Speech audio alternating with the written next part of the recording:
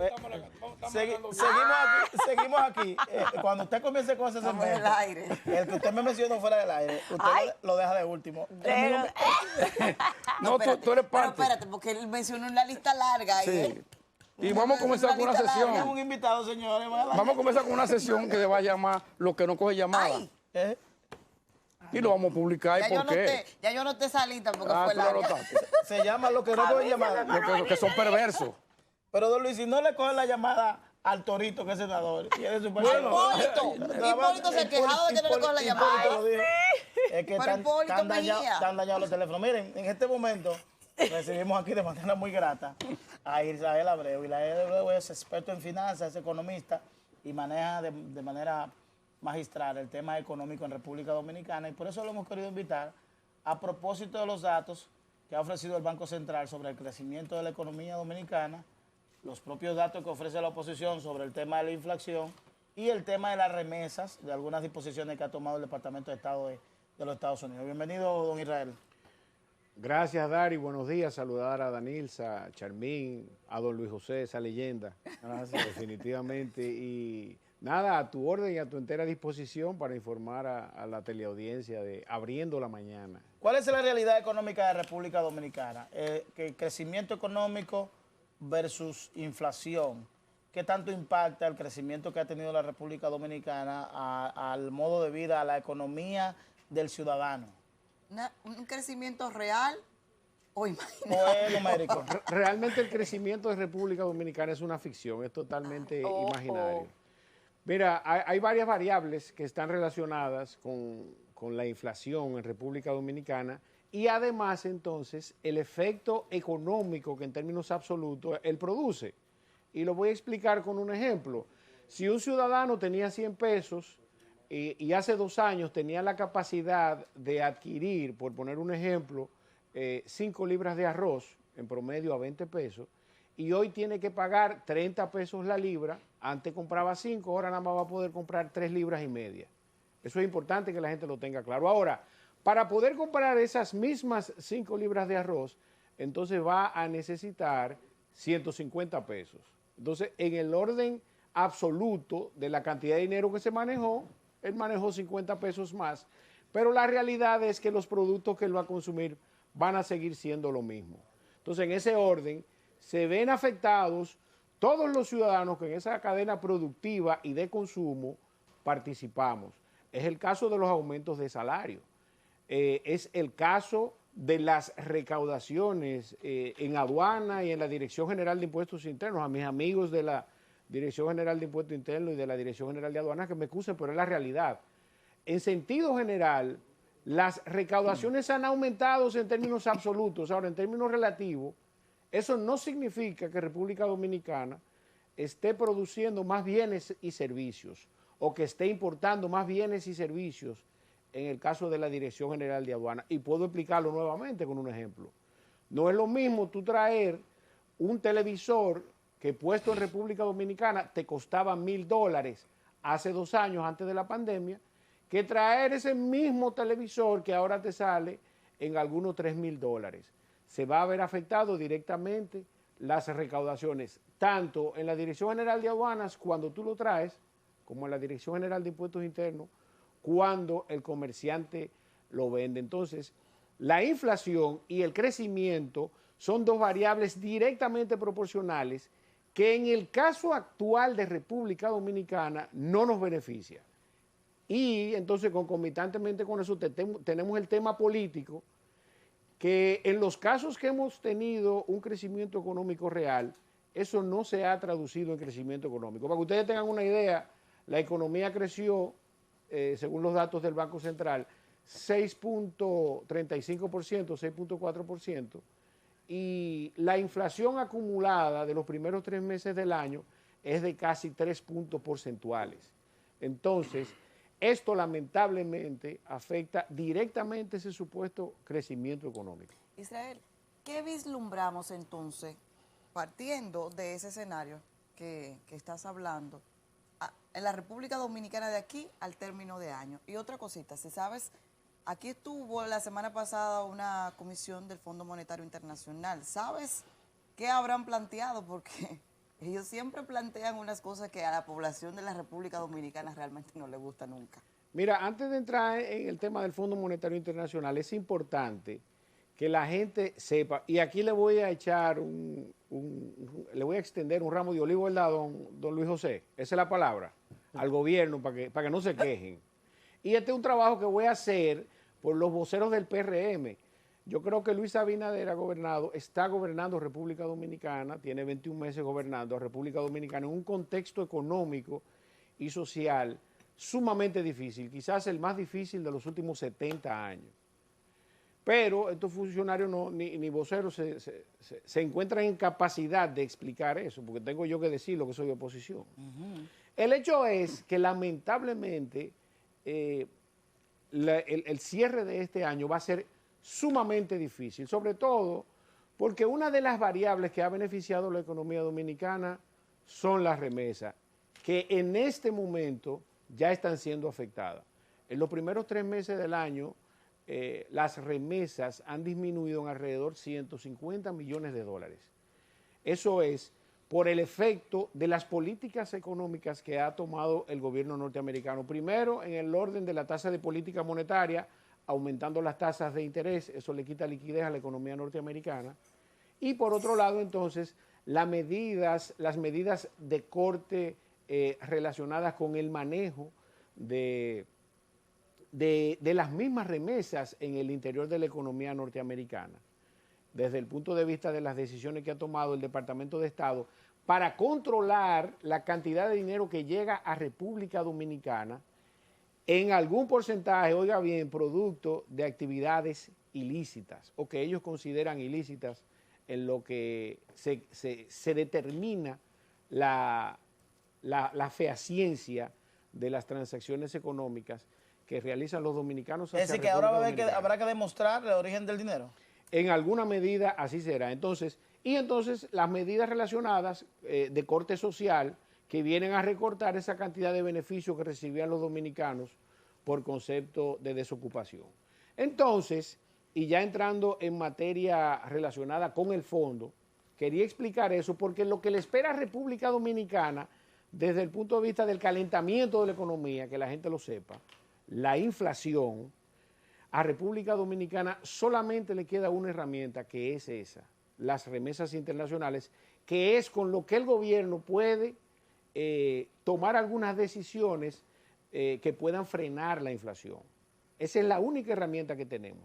Entonces, definitivamente, si el gobierno de Luis Abinader no se agencia, ¿verdad?, por las vías que sea, frenar la inflación, lamentablemente el año 2022 va a ser sumamente difícil y el 2023 aún más. Entonces, el Fondo Monetario Internacional, que viene a República Dominicana a garantizar los intereses de sus acreedores, ¿qué es lo que hace simplemente?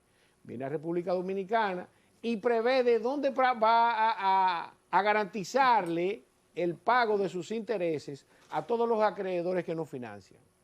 Y en su informe establecen que don Luis Abinader se reunió esta semana con la comisión del fondo que visitó República Dominicana y los mismos establecieron lo siguiente. Oigan bien, todos los impuestos son inflacionarios, los aumentos de salarios son inflacionarios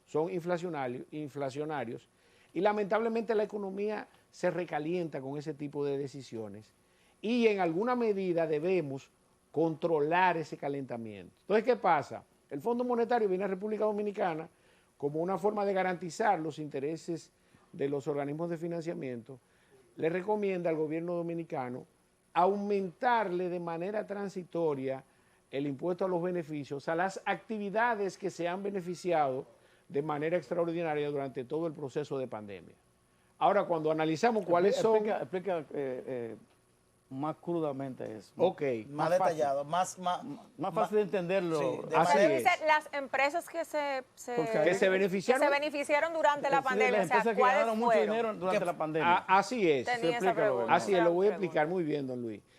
Por ejemplo, durante el periodo de pandemia, las necesidades básicas fueron las únicas que estuvieron abiertas. Alimentación, los supermercados, salud y farmacéutica. Esas fueron las 3 principales actividades. Ahora bien, si República Dominicana cae en el error de adoptar esa recomendación que es directamente proporcional a la inflación. Imagínate que ya nosotros tenemos, según la Federación Dominicana de Comerciantes, un aumento de los precios que va desde un 14 hasta un 55%, no un 9% como establecen que es la inflación. Oigan bien, los productos de la canasta básica familiar alrededor de un 14 a un 55% han aumentado. Entonces imagínense que en República Dominicana se implemente una recomendación como esa, que se graben, ¿verdad?, los supermercados, que fueron quienes más se beneficiaron durante la pandemia, las farmacias, y laboratorios y clínicas. Y restaurantes. No, los restaurantes no tanto. No, porque eso no ganaron mucho. Vieron mermadas sus actividades. No, me refiero a lo que pudieron vender comida Rápida. Pero como no, que después de un tiempo. en sentido general, no fueron tan beneficiados. Aquí la solamente gente compró más comida cruda. Claro. comida, Bebida. Farmacia. servicios hospitalarios. Y bebida, el romo. Bebida, claro que sí. El romo se vendió. La gente Oye, se Dios, pero abastece. Dios Entonces, mío. estas medidas Los bebedores que dieron fue gusto. Danilza que me preguntó, son todas inflacionarias. Imagínate Así que es. estamos pagando un 27% de impuestos sobre la renta y a esas empresas, de manera específica, a los supermercados, a los servicios hospitalarios, Están en 54. a los laboratorios y a la farmacia, se la lleven a un 35, un 8% más. Eso se va de una vez No gana automáticamente a transferir en un aumento de los precios de todos esos productos. Entonces, esa recomendación no es posible, no es viable en este momento. Y de hecho, el gobierno necesita desacelerar la economía. Oigan bien, parece contraproducente, desacelerarla para poder tomar el control de la inflación. ¿Con Menos cuáles medidas, circulante. por ejemplo? Así es. Miren, ya la tasa de política O sea, monetaria reducir el circulante. es una de las medidas principales que ha tomado el gobierno. Tenemos una tasa de política monetaria en 5.5%. Esto con la finalidad de reducir el circulante, como dice don Luis José, y quitarle poder adquisitivo a la gente. Esa es una medida que ya el gobierno tomó.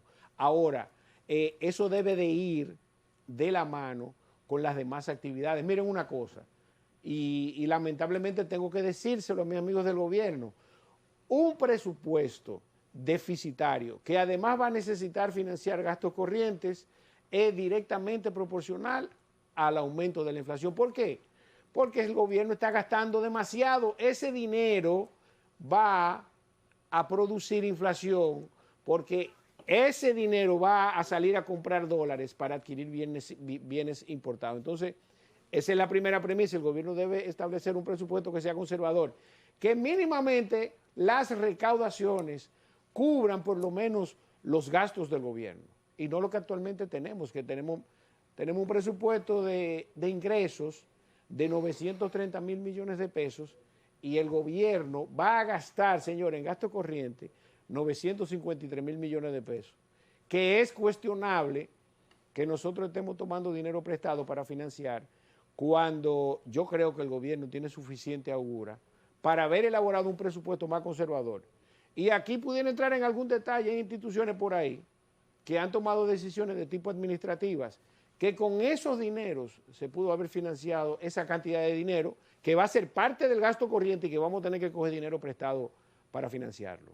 ¿Y qué impacto va a generar con relación al cambio en los elementos económicos, el tema de las medidas que se tomaron en Estados Unidos con relación al dinero? Que para mí, aunque yo no soy economista, el tema de las remesas impacta de manera directa en la economía, directo o indirecto, porque entra también en una economía informal. Es decir, hay dinero que no va a banco, eso va a lo colmado y va a... Mira, el tema de las divisas ha sido el salvavidas de República Dominicana. Entonces, partiendo de esa realidad, ¿qué tenemos nosotros? ¿Cuál es el escenario que nos espera? Mira, así es como tú lo dices. República Dominicana recibió en el año 2021 10.402 millones de dólares por concepto de remesas y de dinero que entró a República Dominicana en diferentes órdenes, porque inclusive el dinero producto de actividades ilícitas, cuando un ciudadano dominicano trae en los bolsillos, por poner un ejemplo, $50, esos $50 inmediatamente lo cambia, entran a la economía formal y se cuantifican.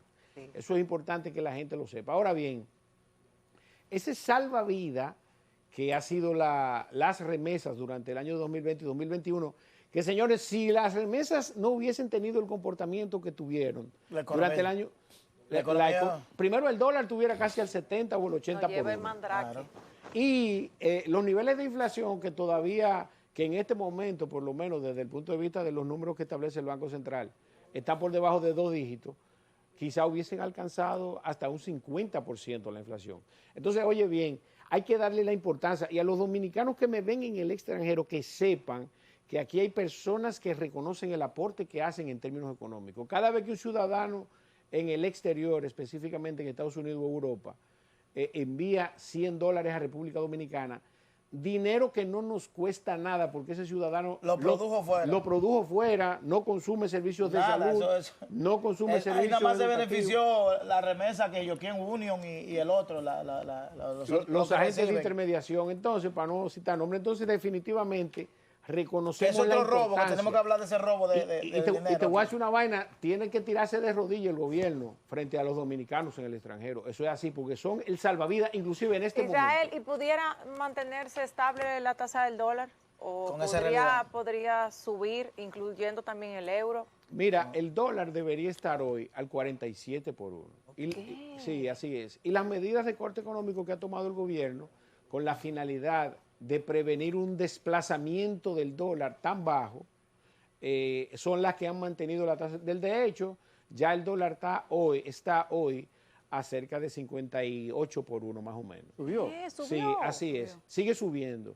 Pero es lo que le digo, es el gobierno. No, mentira, es a 55 por 1. Eso es así, estaba a 54 y subió a 54, 60 estaba. Exactamente, está a 55 hoy, según el Banco Central. Una pregunta, Israel, volviendo un poquito atrás al tema de las remesas. ¿Quién regula el porcentaje de intermediación que cobran las agencias por el trasiego de dinero? Por ejemplo, un cartel. ¿Quién regula eso? El Código Monetario y Financiero. ¿Le dice cuánto tiene que cobrar? No, establece que es la Superintendencia de Banco y la Junta Monetaria quien debe regular los precios del mercado. Y claro, la Junta Monetaria es quien establece cuál es el porcentaje de tarifa que debe cobrar a través de una resolución. La Superintendencia de Banco es como la policía de los bancos. Así es.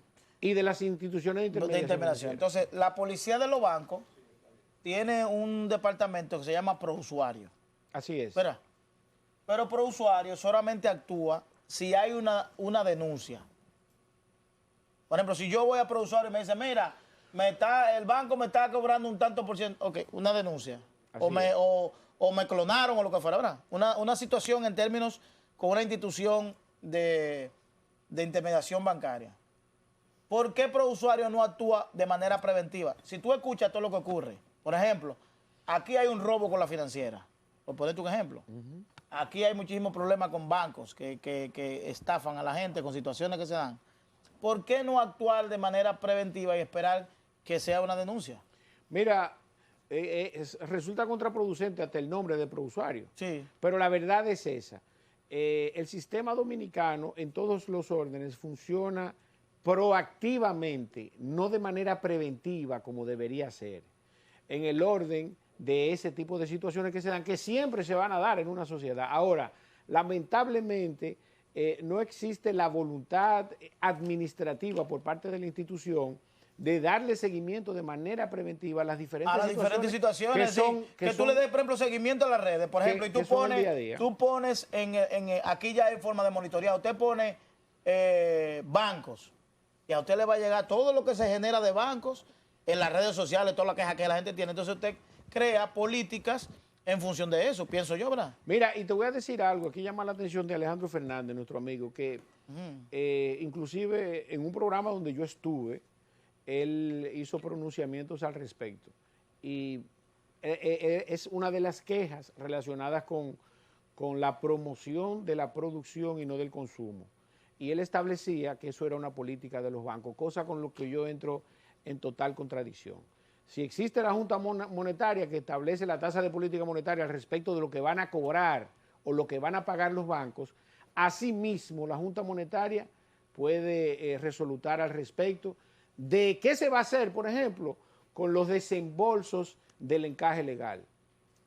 No se va a prestar más de 2 millones de pesos, por poner un ejemplo, para que llegue a mucha gente y tiene que ser a micro, pequeñas y pequeñas empresas.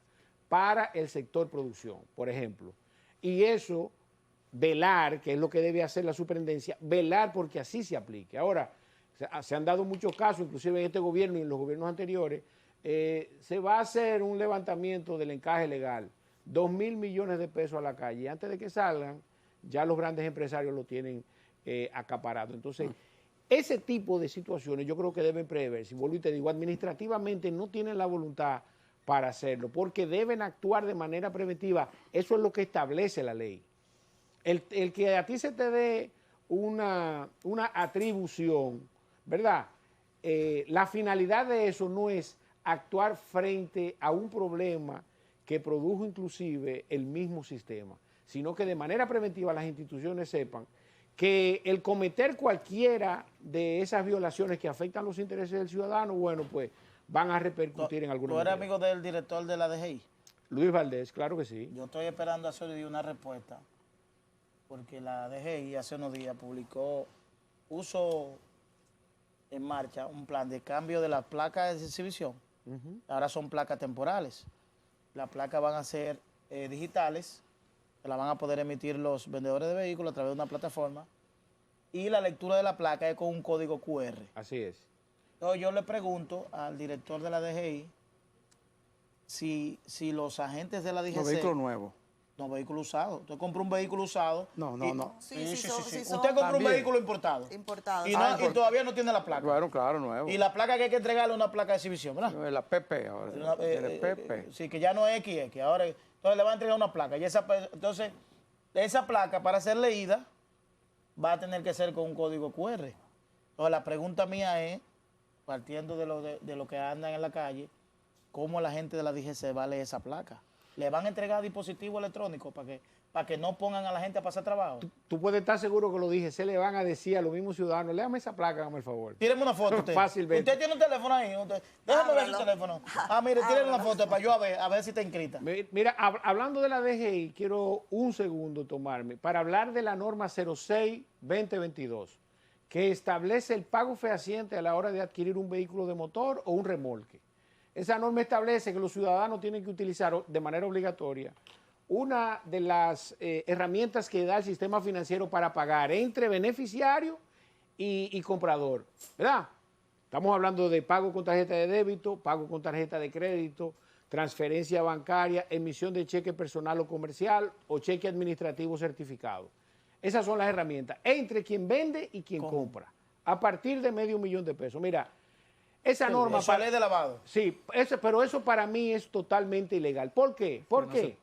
Porque el artículo 229, y tenemos a don Luis José González Sánchez aquí que me debe desmentir. Si estoy hablando caballá en buen dominicano, y el artículo 230 que establece primero que el peso es la moneda de circulación nacional. Y el 230, que el peso tiene fuerza liberatoria para todas las actividades económicas. Exacto, pública y privada. Entonces yo te voy a decir algo, es el peso ilegal. Tú no puedes ir con tu moneda de a peso a pagar $1,000,000 de pesos. Claro. Eso no tiene ningún sentido. Y espero que los abogados, asociaciones de comerciantes y todo el que esté en capacidad de interpelar esa norma, lo haga, porque creo que es ilegal. Estoy de acuerdo, estamos de acuerdo. No más palabras. No hay más palabras. Ya para hacer una pregunta. Ya se acabó. Ya despachar de aquí, ya estamos despachados. Íbamos a hablar de la tasa cero. No, se nos quedó tasa cero. Claro. De la ley 622. Se nos quedó tasa cero. ¿Cuándo tú vas a traer a Israel de nuevo? Que vengan esta semana de nuevo a hablar tasa cero. Israel, gracias.